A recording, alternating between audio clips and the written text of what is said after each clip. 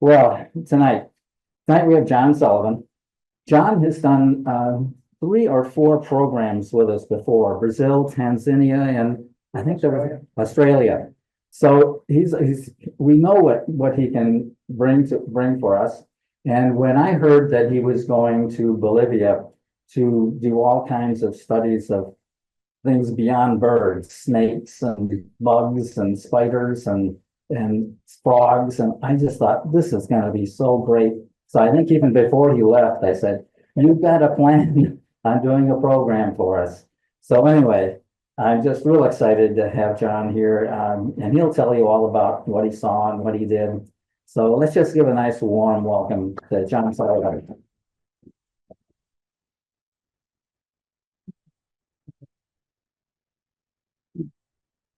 Thanks, Dennis.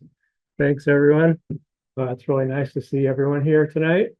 Tonight, I'm going to tell you about our Bolivian adventure. Earlier this year in January, my wife Laura and I traveled with our friend Rick Boyer and a group of reptile and amphibian enthusiasts to Bolivia. Well, here's my picture of South America with Bolivia highlighted in blue. So a lot of you here know Rich. For those of you who don't, Rich has been leading birding, butterfly, and natural history tours for 27 years with Wings Birding Tour Company. And although he wasn't technically a leader on this tour, he was a participant just like Laura and I, but he filled the role of our birding and naturalist guide throughout the trip, along with many other leaders throughout the country that I'll introduce to you as we move along. So before we arrived in Bolivia, we had an 11.5-hour layover in Panama City, which it actually worked out pretty good. We arrived in the morning and went to the Metropolitan Park just outside of the city, and there were a lot of these butterflies at the entrance to the park. They have a funny name. This is called a true cattle heart. And we saw some reptiles in the park. In the upper left is a rhombic cat-eyed snake, yellow-headed gecko, and below that is a juvenile common basilisk, sometimes called the Jesus lizard, for their ability to run across the surface of the water. And the turtle is a Panamanian slider. We spent a lot more time in Panama than I was planning on. So now here we are in Bolivia. So we flew into Santa Cruz, and over the next 6 days, we made our way to Santiago, and then down to the Gran Chaco National Park and back up to Santiago. Our first morning in Santa Cruz, we didn't have any internet connection. And before the official start of the tour, we went birding in the morning and got some good birds like this spotback puffbird, the ferruginous pygmy owl. This is a cobalt-rumped parrotlet and a scarlet-crested cardinal. So until recently, these birds were considered part of the sparrow and finch family, but now it's known that they're in the tanager family. And our first snake in Bolivia, this is a yellow-bellied Leophis. And here's Laura showing its nice colors and scale pattern. So on the road between Santa Cruz and Santiago, we encountered several greater rhea, standing over 5.5 feet tall. This is the largest bird in South America. Capybara were common in the roadside wetlands. Capybara is a semi-aquatic mammal and also the largest rodent in the world. So the Argentine black and white tegu, they can get up to 5 feet long, and it's the largest of the tegu species. That's a big lizard. So here's our main guide for the trip. This is Stefan Reichel, and he is a German herpetologist that's been living in Bolivia for 30 years. And him and his wife own and operate a small hotel in Santiago where we stayed for a few nights. And Stefan organized this fantastic tour of the country focused on reptiles and amphibians. So he's holding a banded hognose snake there. So this is the snake. Stefan found this in his garden the day before we arrived. And so he kept it overnight so we could see it. And then he released it back into his garden after we arrived.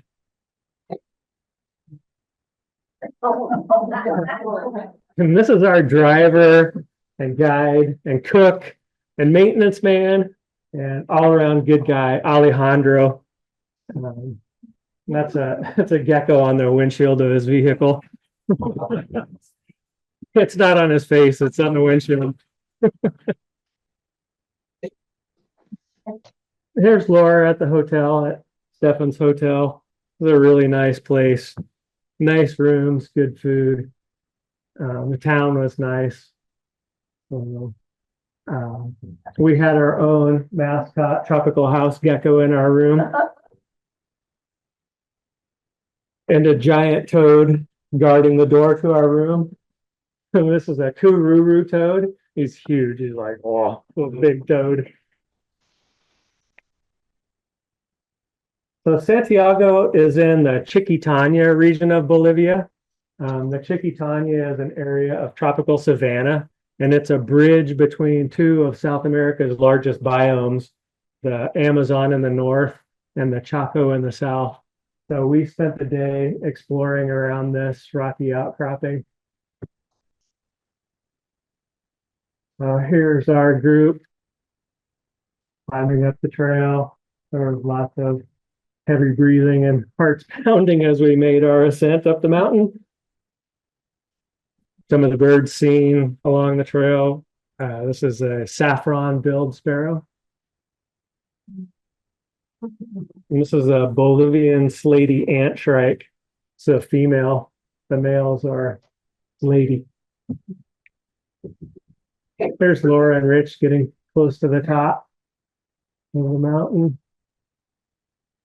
When we reached the top, it was more savanna-like with open grasslands and scattered trees and shrubs, which is perfect habitat for collared crescent chest. This is normally a real skulker, often difficult to see. There are several singing birds, and this one perched up nice for a good look. This is Stefan at the creek up on top. So the water has cut these deep canyons and pools in the limestone, which is perfect habitat for the Chiquitania poison frog. This is a critically endangered species that's endemic to Bolivia, and it's only known from 2 locations in the Chiquitania. Some of the other critters seen during the day was that's a basin white-lipped frog. That's Vander Haig's toad-headed turtle. And below is a Chaco robust gecko. So we stayed up on top until after dark, and a shower came through and the frogs started calling. So we tracked down this. This is Philomedusa boliviana, sometimes called the red-rimmed monkey tree frog. That's a large tree frog and just a gorgeous animal. So our hike down in the dark was interesting. Rich led the way, and he encountered this Mato Grosso lancehead in the trail. This is a venomous pit viper, and this individual is a really unique individual. It's a different color than most lanceheads. Most lanceheads are brown with black and tan spots and really cryptic. This one was super bright. Maybe I don't know. I haven't seen another photo of a snake that looks like this. Maybe a little albinistic. I don't know. So back in Santiago, this very strange animal is called a Sicilian. It is a legless, snake-like amphibian, and they spend most of their life underground. And they all but lost their eyes. You can see down the bottom, you can barely see his eye. Because right after we got home from this trip, there was a story on NPR. You can listen to it on the NPR website. It was very recently discovered that some species of Sicilian produce milk and actually feed their young. So it's very unique very unique for an amphibian, a bizarre animal. All right, this is the road to the Chaco. Once we left the pavement just south of Santiago, it was 100 miles of this two-track dirt road to get down to the national park where we stayed. Probably one of the most remote places that Laura and I have ever been. And I'm going to say we saw hundreds of thousands of these butterflies were great southern whites. And Rich took a little video that we'll see if it'll play here to give you an idea what this road was like. Oh, it's not playing.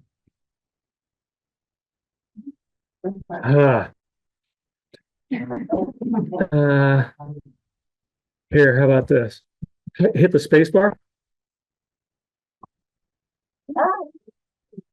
Thank you. Thanks.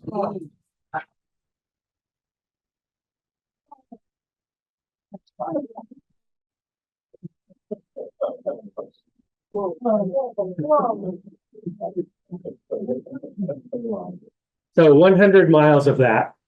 It wasn't all like that, but it was an awesome drive. And so, oh, dang it. Now it's just playing. Okay, so the Chaco is a sparsely populated, semi-arid, hot, lowland, tropical broadleaf forest. This is Rich on the road into the Chaco. What's that in the tree? I think it's a nest. Yeah, I don't know about it. Yeah, an oriole or a pendula nest. Probably a Solitary black cacique nest, possibly, probably. Thanks, Rich. So one of my favorite butterflies in the Chaco, a lot of you may have heard of the family of 88 butterflies. They're named because they have that 88 pattern on their wings. Well, this is an 80 butterfly. This gorgeous animal is Chlorosoma laticeps. Doesn't have a common name. There's two species of snakes in the genus Chlorosoma that occur in this area, and they look basically identical. One way you can tell them apart is if you see the inside of their mouth. Laticeps' mouth is black on the inside, and the other one is tan or pale. So it's a rear fang venomous snake, and he's just displaying just a warning posture and gave away his identity. Here's our crew clearing the road on the way down to the park. That's Stefan and Alejandro and three herp heads from the States. And that was our whole group. There was 8 of us in 2 vehicles, so we were always comfortable. And Stefan's 2 nice Range Rovers. So this is Grand Chaco National Park, the guard station in the park. We camped 2 nights here, spent 3 days. The only other people we saw the whole 3 days we were down there was the one young man that was stationed at this outpost and a small group of army men that put on their backpacks and marched off into the forest on foot when we arrived, never to be seen again by us. So pretty remote place. The birding was great while we were there. The upper left is a golden-billed saltator. The woodpecker is a white-fronted woodpecker. And below that is a fulvous crowned scrub tyrant. and the flycatcher is a crowned slaty flycatcher. And I've been wanting to see that bird for a long time, ever since Dennis and Roger and Kit and Paul found the first record of that species in Panama many years ago. I think it's still the only record in Panama, but it was way out of its range when it was in Panama, but in the middle of its breeding grounds here. There's Laura next to a ceiba tree. Cebas can retain water. It causes their trunk to swell like that, so they can survive the long, hot, dry periods in this region. See the lizard seen around camp. In the upper left is a four-toed tegu. Below that is Etheridge's lava lizard, and the skink on the right is called a mabuya. It's a Dunn's mabuya. A fun one to say. This unusual animal is called a mara. This is a Tacoan mara. There's two species of mara. One of them further south, Argentine mara. And they're closely related to guinea pigs. And they remind me of a cross between a guinea pig and a jackrabbit. Did they jump? They can move, they can walk, they hop like a rabbit, they can gallop, they can horse like a deer. Are they marsupials? Wow. No. A little bit bigger than a jackrabbit, I'd say. Jackrabbit size. Yeah. I'd never heard of a mara before we saw these animals. And we had a mascot crab-eating fox that hung around the camp for the 3 days that we were there. We may have been fed some table scraps. I don't know for sure. Yeah, crab-eating fox.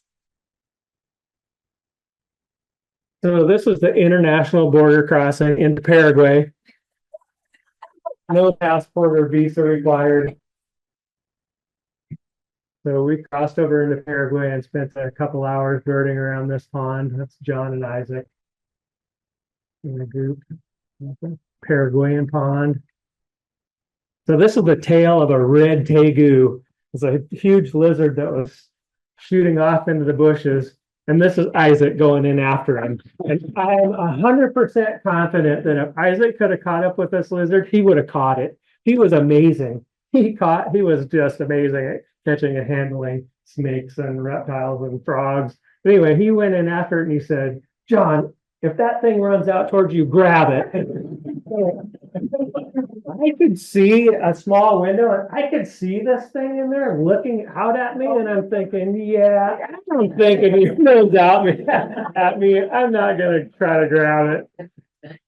So lucky for me, it went out the back and into the pond and made his escape. So I didn't have to embarrass myself.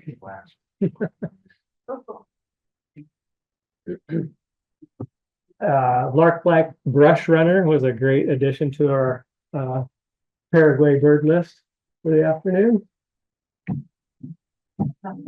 And red-footed tortoise is a threatened species. They seem pretty, we saw quite a few just because we're so remote in an uninhabited area. But it's a threatened species. Is it moving fast? Is that one? Well, he's moving. I don't know if he's moving fast. That's how they walk. He lifts one leg and the other. This is another Philomedusa. This is Philomedusa savagii, sometimes called waxy monkey tree frog. So I had some rain while we were there, so some frogs came out. This is a good one. Oh, This is another awesome frog. This is called Budget's frog, sometimes called a hippo frog. During the dry season, they burrow underground and they live in a cocoon. They can stay in a cocoon made of their own shed skin that retains their moisture so they can survive through the dry season. Then when it rains again, they emerge. So it had rained, and so we were lucky that we got to see this frog.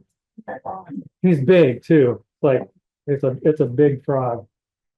Probably a female. Females are bigger than male.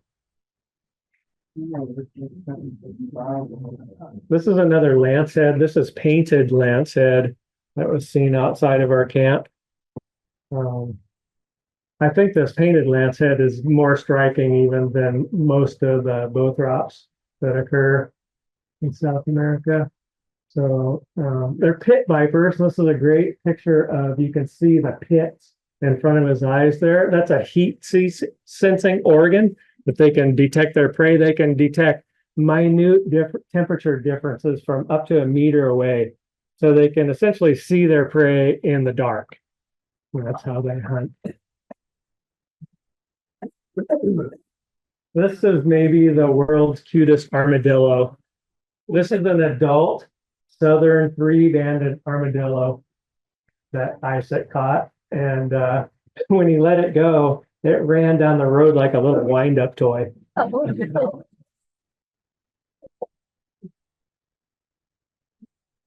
One of our prized birds in the Chaco. This is a scimitar-billed wood creeper. It's a large wood creeper and unique among the wood creepers in that it spends most of its time on the ground, feeding on arthropods and also small lizards and snakes. So that was a good one. We're at the extreme northern end of its range, right?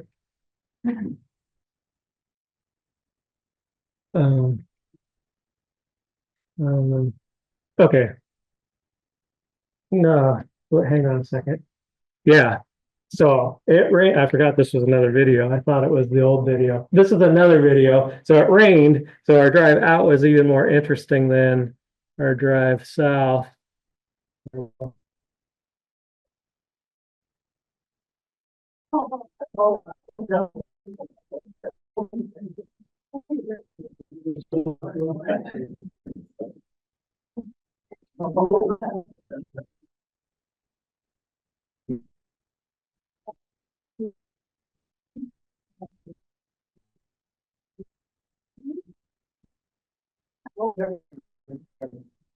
was hot.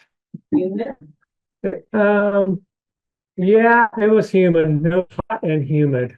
And there was no air conditioning in our tents, but it was good. So the next leg of the trip, we went from Santiago to the small town of Tumapasa on the border with Peru. It took us 3 days to drive across the country, and then we spent 3 days in Tumapasa and Madidi National Forest.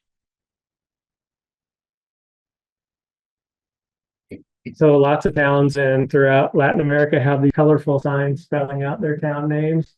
This is a particularly nice one.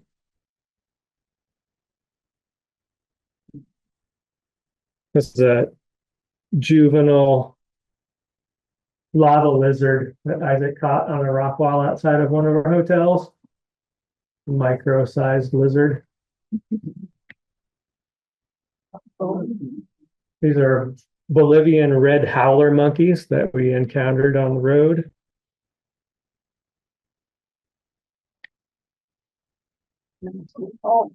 And a brown-throated three-toed sloth in a roadside cecropia tree. As we were entering the town of Trinidad, there were several pairs of blue and yellow macaws flying around. That was a nice greeting when we drove into town.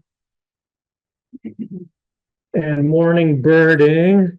Let's cut off the top there. So morning birding in a marsh around Trinidad. In the upper left is a black-backed water tyrant. And to the right is a Mato Grosso antbird. And covered up here is a great pampa finch. I'm not going to even try to move it. Sorry. We've got a gray-eyed greenlet and a black-capped gonocobius. And the centerpiece is a black-collared hawk. A black-collared hawk is a fish eater like an osprey. And like an osprey, he's got specially adapted spiky soles to the underside of his toes for hanging on to slippery fish. So here's our ferry crossing from the dirt banks of the Rio Mamoré. And Rich has a nice little video here of this busy operation. Here, all the videos are shared by Rich. Thanks, Rich.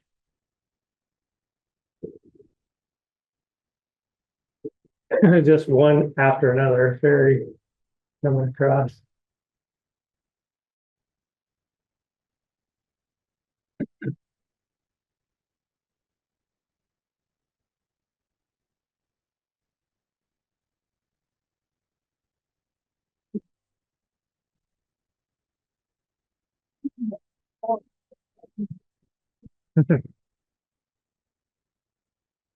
Okay, so we made it safely across the river and encountered these ponds that were covered with Bolivian water lilies. They have the largest leaf of any of the water lilies. Some of them can get 3 meters across.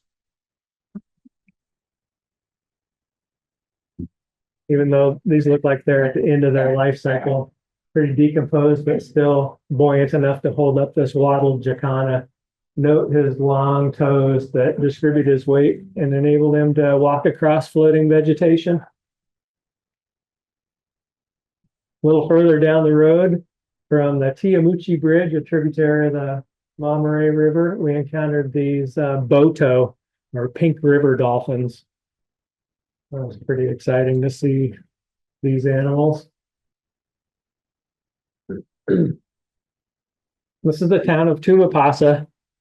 That brick building on the right was our hotel for the next 3 days. I think we paid something like $7 a night to stay here. It was fine. It was a good hotel. And Laura was super thrilled to find a covered dance floor outside our 3rd floor room overlooking the town. So from Tumapasa, there was a gravel road that went up to Sadiri Lodge, which is in the heart of the Madidi National Forest. The Madidi National Forest is one of the most biological diverse national forests in the world. And so we spent quite a bit of time during the day and at night on this road, encountered some great animals like this white mantled tamarin. It's a squirrel-sized monkey.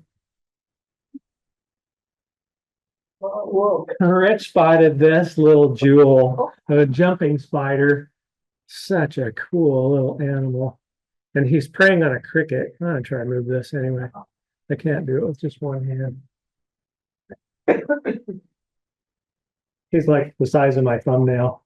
Tiny little spider. Yeah, he's tiny. There's some of the other insects and spiders encountered around town and on the Madidi Road.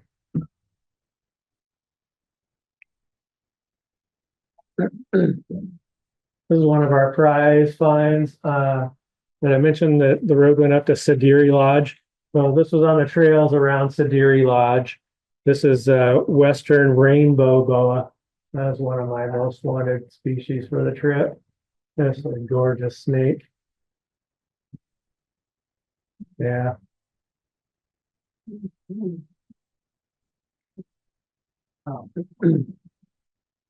This is a short-tailed pygmy tyrant, the tiniest passerine in the world. There he's showing his ridiculously short tail.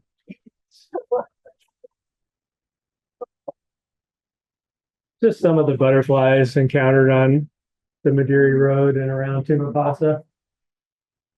It's just fantastic. There's some more long wings and clear wings.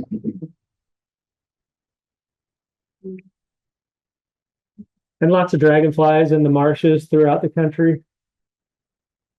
We encountered skimmers and pond hawks and dragons and dancers, darners and dragonlets. That blue one in the middle is a tropical wood skimmer.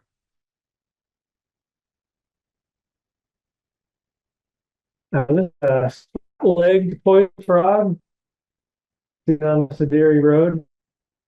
The frog on the left is is carrying his tadpoles on his back.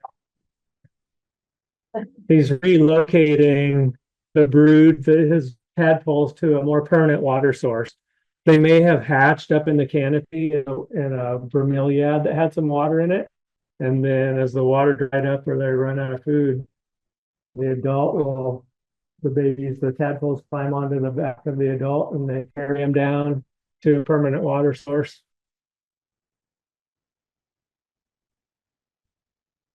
This is a special frog. This is Christomantis reicheli, and it was described and named by our guide, Stefan Reichel.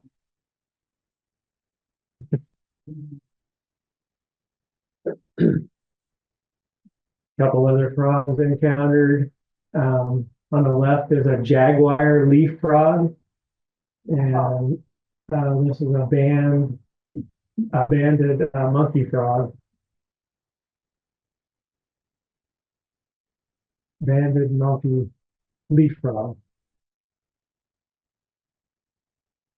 And some snakes. Just in one, this is just one night around Tunapata. And the upper left is a banded cat-eyed snake. And the red snake is Chudy's false coral snake. And below that is neotropical snail eater. And the big-eyed guy is Linnaeus' Saipo. They're all one snake. Yeah, no, that's all just one snake. He's green on the front, and then he transitions into sort of an olive color in the back. Yeah, one snake. My favorite snake of the night was this garden tree boa. Just gorgeous. It was an amazing place. Just like every one of these places, we could have stayed longer. What was the general temperament of Yeah, I don't think we ever encountered a Bothrops. You hear about Bothrops being aggressive, the pit vipers. I don't think we encountered an aggressive Bothrops. There are some snakes that would be defensive and strike, but mostly not. Mostly they were docile.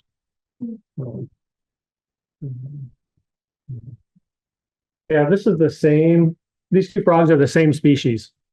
They're both Ruhr Nabake tree frogs with striped and reticulated forms.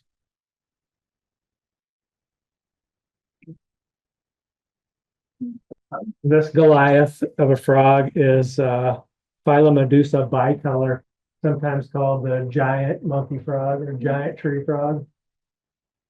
Is big, like I think they're about 4.5 inches from snout to vent.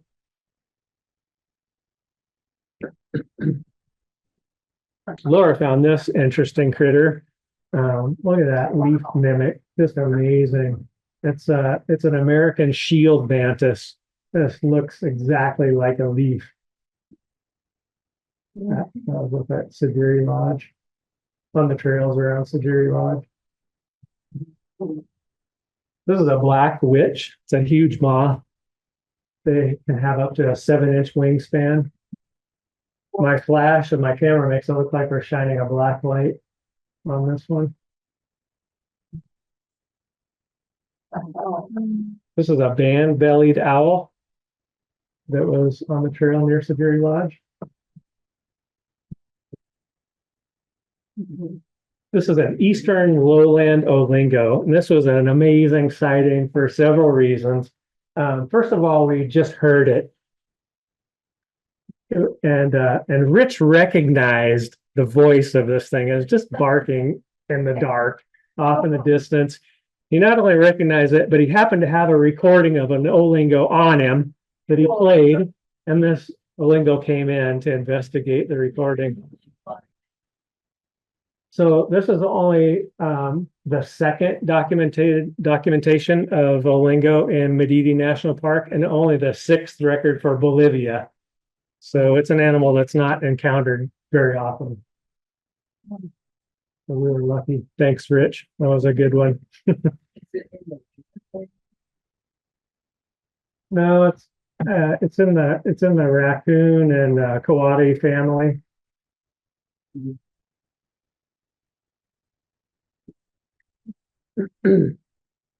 This is a cordyceps fungus that has attacked a grasshopper. So there are hundreds of species of cordyceps, and most of them infect insects and spiders. And some cordyceps species can actually brainwash the host. They cause the host to climb up into the canopy, a place where they wouldn't normally go, and out onto a prominent limb, and then hang on before they die. And then the mushroom fruits, and it spreads its spores over the forest to give them a better chance of infecting the next unlucky individual. Yeah, this is science fiction. Here's some of the beetles seen around town and on Severi Road. Yeah, this one on the bottom is a giant rhinoceros beetle. There's Rich on the back of Rich's hand. It's Enema Pan is the name of this. Doesn't have a common name.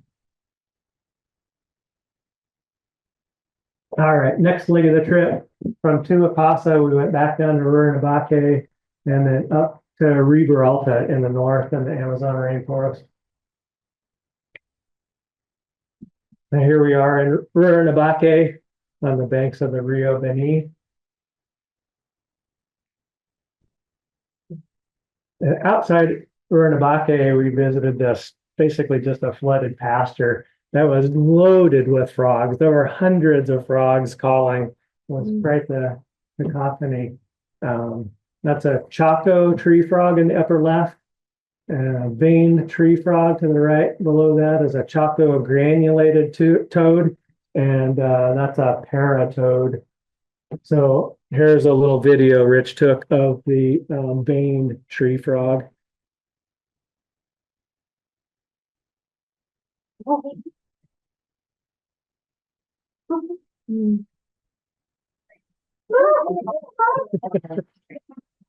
Oh.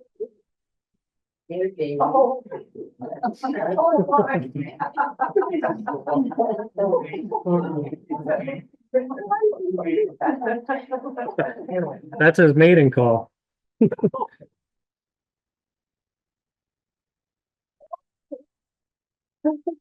Okay, so there were lots of frogs and there was lots of bowthrops. This is Monograsso lancehead, and this is what the same species that as the yellow one that we encountered in the Chiquitania. This is a more typical. This is a typical lancehead, and there were lots of them here. I saw several myself, and I didn't move around a whole lot. I think the group saw something like 20.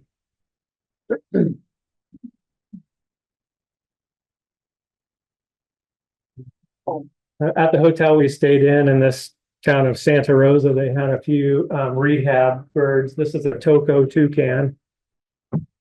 Look at that stunning blue eye. This is a juvenile Toco toucan that thought my toes looked like something good to eat.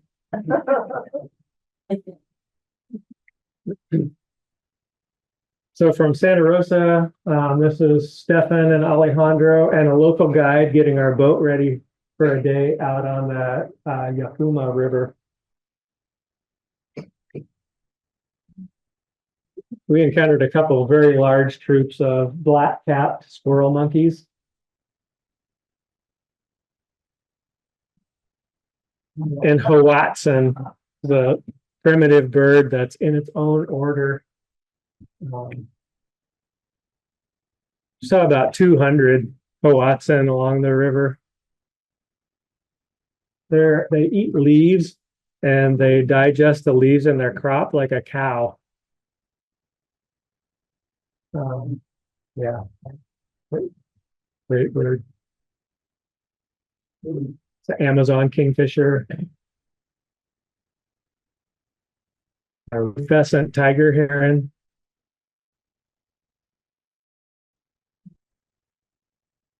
This is a greater Ani. shining in the sun. A greater what? Ani. A-N-I. And a great potu roosting over the river. Whoa. There were quite a few Yakare caiman basking on the riverbanks. There were blue spots on his tongue.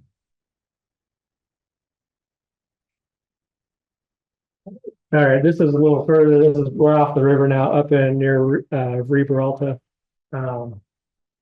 This is an American ogre-faced spider. It's in a family of spiders called net casting spiders. These spiders spin a web between their front legs and hold it out and wait for prey to come by, and then they lunge on their prey and entangle it in their web. If you get a close look at their face, you'll see why they're called ogre-faced spiders. They're nocturnal hunters, so they can see their prey with those big eyes. This is a fringed leaf frog, and it's been recently found in Bolivia. This was one of the first sightings of this species in Bolivia.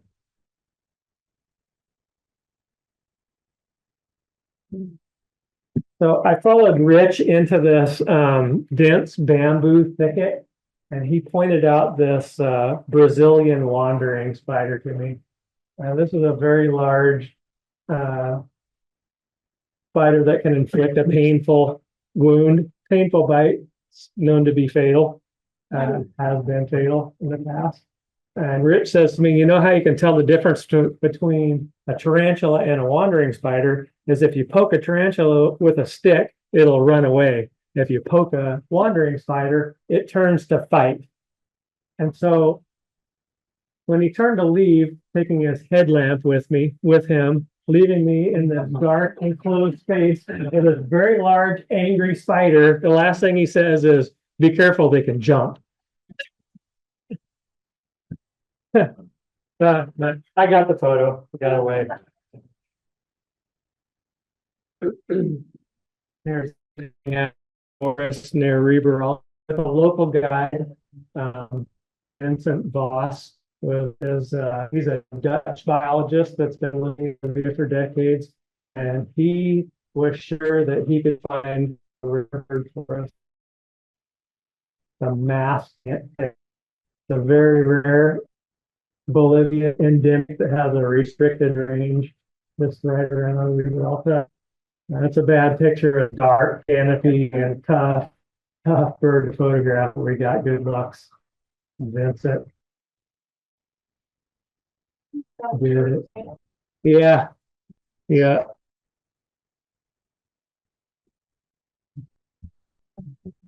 Out from underneath the forest canopy, we encountered a herd of horned screamers. Oh, Yeah.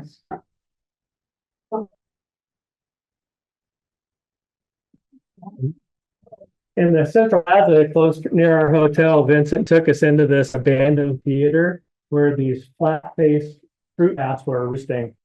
There was a little outdoor cafe just outside of this theater, and there were some ladies sitting around a table drinking their morning coffee. And we came out, I showed this photograph on the back of my camera to them. They were not impressed.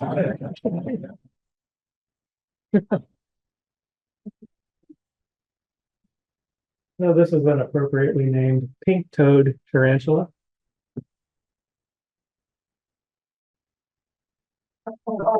Just like brown-headed cowbirds in North America, shiny cowbirds are nest parasites. This is a red-capped cardinal feeding a fledgling shiny cowbird chick. Hopefully this black-billed thrush is gathering berries to feed its black-billed thrush nestling and not a shiny cowbird nestling. There were hundreds of tui parakeets roosted in the Central Plaza near our hotel that came in each night at dusk.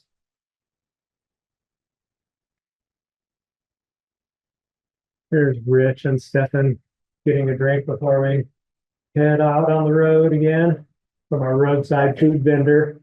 on the river in Riberalta. This is a red-legged Sarima.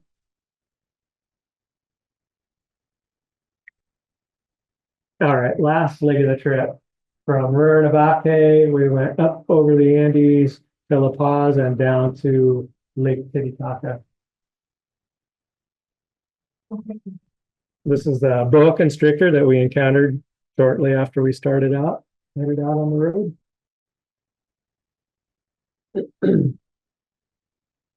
Not sure whose pant leg this is. I think it's Alejandro. This is an American Dobson fly crawling up somebody's pant leg. Quite the vicious looking critter. So the question is, would you rather have a Dobson fly crawling up your pant leg or a long-legged house centipede?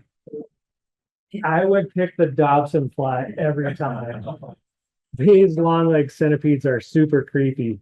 They're fast and they just flow like liquid over the water, over the rocks. This one is eating an adult antlion. This is where we stayed for 3 nights in the Yungas. The Yungas is a narrow strip of warm, wet, humid forest on the eastern slope of the Andes. I think we're at about 8,000 feet here. And that green cabin was where Rich, Laura, and I stayed. And then there was another cabin up above. This was just fantastic. I really liked it here. Could have stayed for weeks, months. Some of you may have heard of Death Road. That's the North Yungas Road, sometimes called Death Road. Up until the mid-90s, this was the most dangerous road in the world. There were nearly 300 fatalities a year on this road. It's a 40-mile stretch of road, and it was the only road connecting the towns on the eastern side of the Andes to La Paz, and up until the mid-90s. Now there's a road that bypasses this road.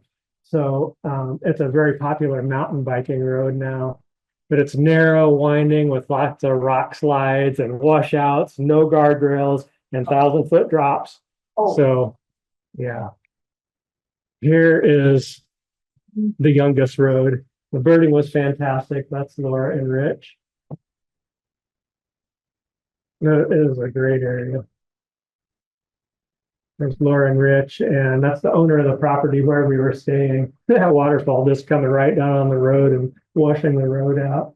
We're looking at something interesting in this wall of ferns. Like I said, it's a popular mountain biking route. Tour companies take mountain bikers from all over the world to the top of the road, and then they bike the 40 miles down to the bottom.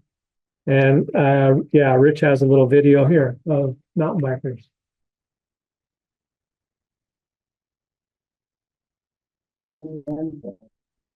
A few, I don't know every year, but for a few that have perished.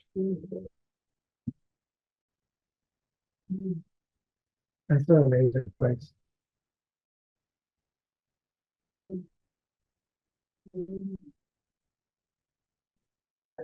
Landslides and washouts. So the birding was fantastic. This hummingbird is a long-tailed sylph. It's a hooded mountain tanager. One of my favorite woodpeckers is the crimson mantled woodpecker. This little gem is called a hush cap. There's frequent bamboo thickets. My favorite butterfly, the Yungas, the fiery satyr.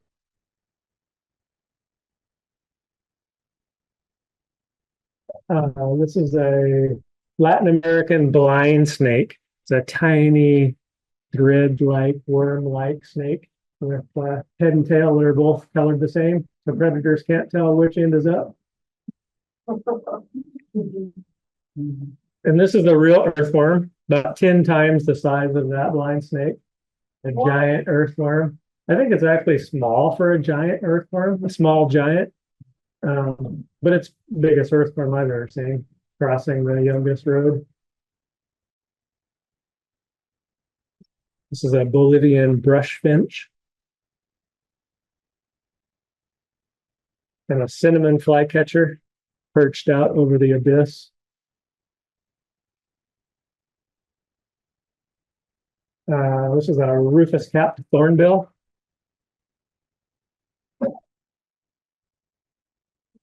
And a scarlet-bellied mountain tanager. This is a collared jay. Striking jay. And Gould's Inca is this hummingbird. This was our prize reptile and the youngest, found by Laura. And unfortunately, Laura and I were the only two to see this snake. It was a bummer for the rest of the group. We were just walking by ourselves about a mile from where we were staying and found this guy. Laura spotted it on the side of the road. So we went back, we marked the spot and all went back and looked, but we couldn't find it again. Did I say it's an Andean lance head?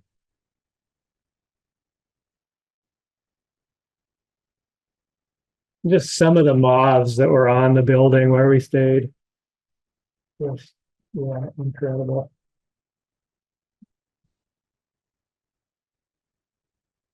So this is the top of the North Youngest Road, a small village just before we got back onto the pavement and headed up over the Andes and on to Lake Titicaca. Andes Mountain, I think this pass, okay. I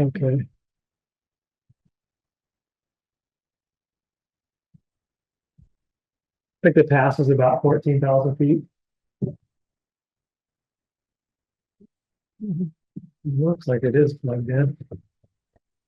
Well, we're almost done anyway. I think it's going to make it. So, yeah, Andes. And then down to Copacabana, Lake Titicaca. We actually go down 1,000 feet or 1,500 feet. Copacabana, Florida. And this is Lake Titicaca and Isla de la Luna, island out in the lake that we motored out to. We hired a local boatman that took our group in 2 trips out to the island where we donned our wetsuits and went looking for the Titicaca water frog. This is a critically endangered species. It's a totally aquatic frog, only found in the Titicaca Basin. It never comes to land. It's always in the water. It absorbs oxygen through its skin. We had a researcher with us that caught this frog and brought it to shore in a bucket so we could all get a close look at it. And then I was out in the water with him when he released it, and I got this photo when it was swimming back down to the bottom of the lake. In the 60s, Jacques Cousteau led an expedition in Titicaca, and they took a submersible down, and they found Titicaca water frogs at 400 feet deep.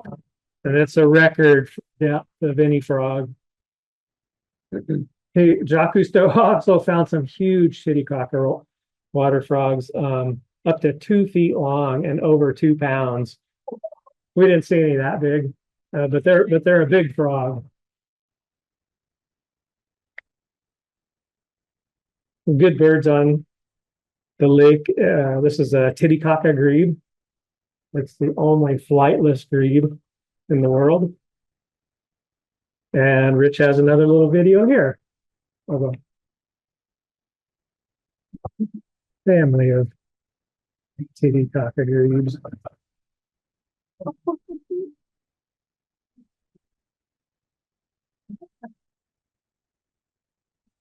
This is a female Andean duck hiding in the shoreline vegetation.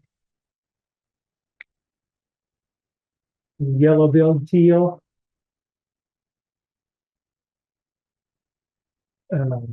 Puna teal. And this was our last meal in Bolivia. It was prepared by our boatman's wife a traditional Bolivian dinner. Potatoes and fava bean with eggs and cheese and fish and some kind of barley drink. Oh, nice. And that's it. Anybody have any questions? Then Oh. The photos are amazing. Question about the kind of camera that John used. It was a Canon 70 Mark II with a 300 millimeter lens. Not a huge camera. Oh yeah, I have a little Olympus. It's called Olympus Tough TG7. That's for the macro photos and the underwater photos. Yeah. Yeah. Yes. Why is the water frog endangered? Why is the water frog endangered? I think pollution is a big thing. Yeah, habitat destruction. Pollution is, I think, the main one. Yeah. City Park, the water. Runoff on the airport. Yeah, Lake Titicaca is landlocked, so there's runoff from the surrounding agriculture, and any pollution runs into the lake.